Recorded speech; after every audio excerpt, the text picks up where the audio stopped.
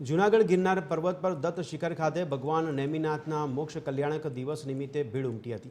હજારોની સંખ્યામાં દિગંબર જૈન સમાજના લોકો નિર્માણ લાડુ પધરાવવા ઉમટી પડ્યા, પરંતુ તંત્ર દ્વારા દત્ત શિખર ખાતે ફક્ત પૂજા કરવાની જ પરવાનગી અપાઈ છે, જેને લઈને પોલીસનો પણ ચુસ્ત બંદોબસ્ત ગિરનાર પર્વત પર ગોઠવવામાં આવ્યો છે।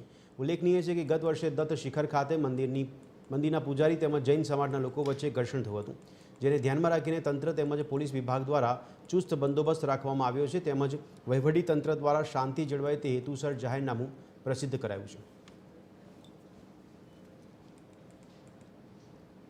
हम धर्म प्रेमी धर्म रक्षक है और हम सबसे शांत स्वभाव वाले लोग हैं।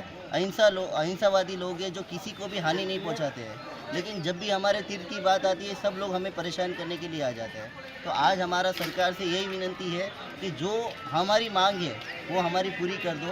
हमें किसी को ठेस नहीं पहुंचाना है, किसी को तकलीफ नहीं पहुंचानी है, लेकिन हमें भी कोई तकलीफ ना दे, हमारी यही बात है। दिगंबर जैन समाज के करीब यहाँ 30 लोग एक साथ हम आए हैं, लेडीज और जेंट्स का, और निर्वाण महावीर नेमिनाथ भगवान के निर्वाण महोत्सव के उपलक्ष्य में हम यहाँ लाडू चढ़ाने के लिए आए हैं।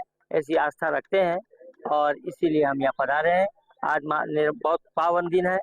યાત્રાળુઓ સાથે શાંતિ અને સૌહાર્દપૂર્ણ પરંતુ મક્કમતાથી એસડીએમ શ્રી દ્વારા જે જાહેરનામું બહાર પાડવામાં આવેલું છે કે ધાર્મિક લાગણી ઉશ્કેરાય તે પ્રકારની કોઈ પણ વસ્તુઓ લઈ જવા ઉપર જે પ્રતિબંધ લાદવામાં આવેલો છે, તો અંબાજીની જે ચેકપોસ્ટ છે ત્યાં કમંડલપુરનો ગેટ, આ બંને જગ્યાએ પોલીસ દ્વારા 100% ચેકિંગ ફિસ્કિંગ કરવામાં આવશે।